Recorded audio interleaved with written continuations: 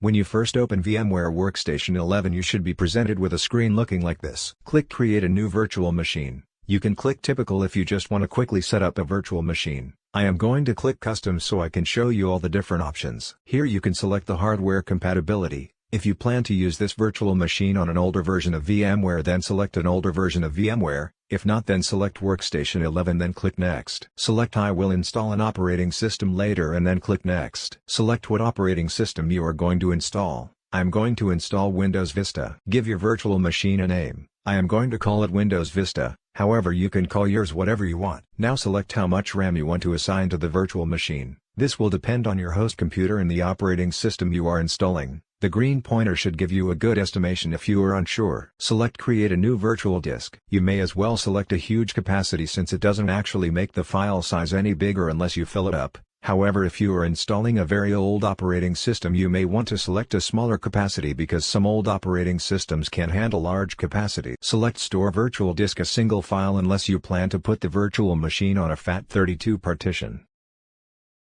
Click Edit Virtual Machine Settings, then click CD/DVD, then click Use ISO Image then click Browse then navigate to the folder in which your ISO image is located. Click OK, then click Power on this virtual machine.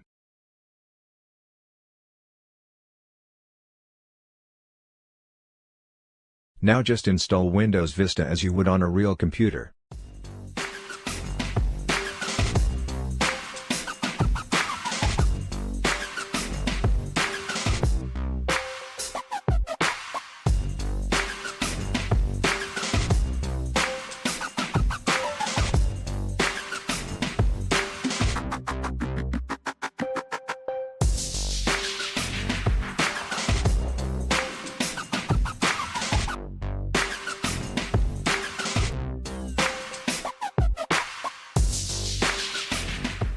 As you will see the guest operating system is running at a very basic resolution and Arrow is not working. This is because the VMware tools have not yet been installed. To install the VMware tools go to VM and then install VMware tools, then from within the guest operating system find the VMware tools virtual disk and then run the setup that corresponds with your guest operating system.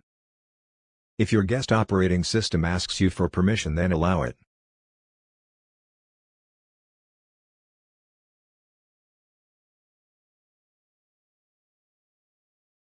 Once the VMware tools have finished installing you will need to reboot the guest operating system, after which the operating system should be full screen and Arrow should be working. As you can see, the guest operating system is now full screen and the Arrow is fully working. Goodbye.